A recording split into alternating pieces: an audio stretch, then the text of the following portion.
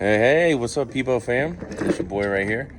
It's been a while, but I did make a promise to my followers at the beginning of the year that I would post a book a week. Now, I did not remain on cadence, but I intend to fulfill that promise before the end of 2023. So, this is the one I read today, The Blockchain Future by Robert B. Seymour. And it's fascinating. He really does a great job talking about just everything that has to do with blockchains, with coins and tokens and the difference of those two, and public blockchains and private blockchains, and the difference between centralization and decentralization and voting power, and how Web3 is coming and it's going to be more democratic, especially with Google and the antitrust suit that they're going through. It's kind of an interesting evolution, if you will. But I pulled 3 different quotes or sections as I read through it. As you can see, it's, I'm old school. I go Sharpie, pen, and highlighter. Usually have more highlighters. We just had a green one today. But I'll read through these. Appreciate you joining, and feel free to subscribe or follow.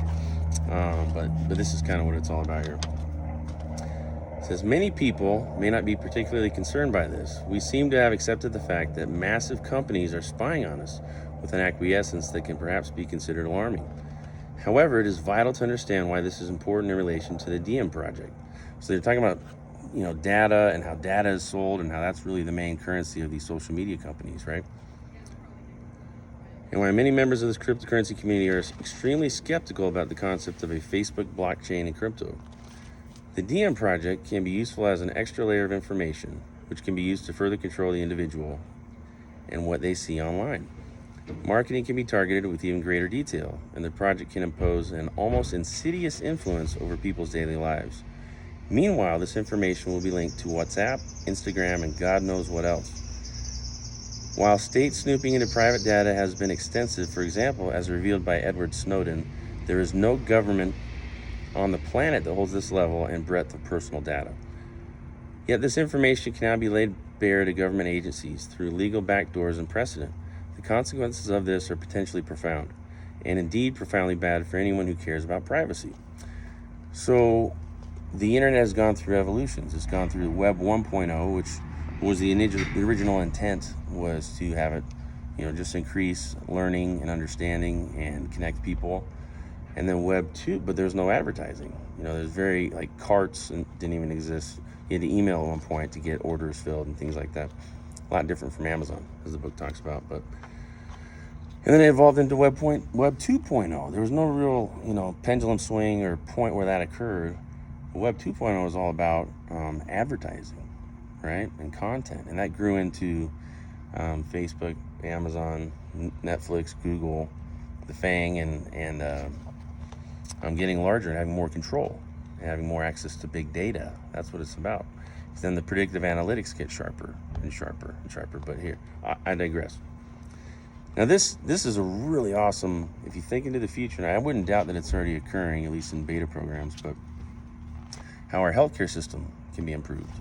In this book, he talks about it. He says, as a surgeon, right? Think of a surgeon who's tenured and sharp, or maybe even a young one who's good with computer games, for example. Instead of interfacing with traditional data, a heart surgeon simply initiates his or her hands-free intelligent device and receives curated data across multiple media channels. These all appear within the field of view, as we've seen represented in countless science fiction movies over the years, such as Avatar. She can then interact with this data, even utilizing her intelligent device to arrange virtual meetings with other important healthcare professionals. As one of the world's leading cardiovascular experts, this doctor no longer needs to be in the vicinity of a patient. Think about that.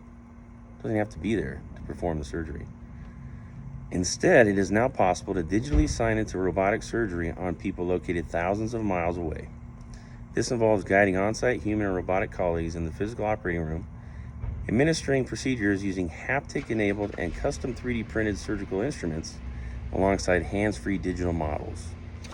Think about that. Before the process even begins, everyone involved with the operation holds a virtual conference in which they collectively explore a 3D digital model of the patient's heart.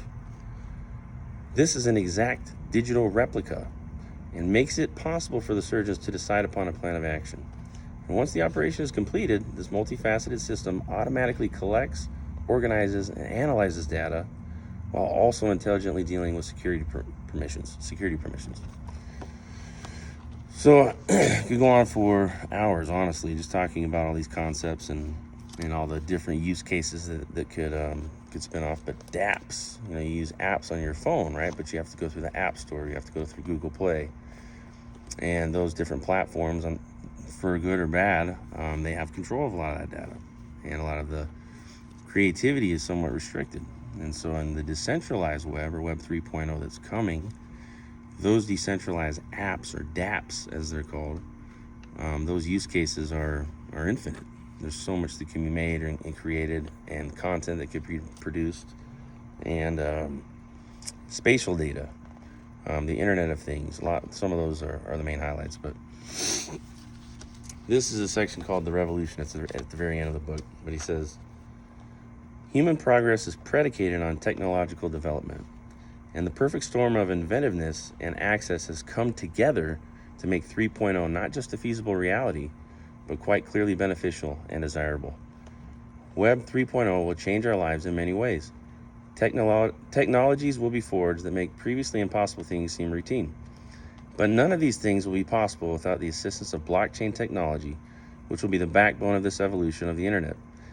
This is one of the critical reasons that the blockchain is so important as an innovation, as it will pave the way for a new online and human culture that will be more democratized. Power to the people, right? Power in the hands of the people. More accessible, more advanced, and more beneficial to humanity. Thus, it's critical for business people, entrepreneurs, developers, investors, and even just general users of the internet to learn about the development of Web 3.0 and understand the opportunities that will be created by the decentralized technologies associated with it. Listen to this.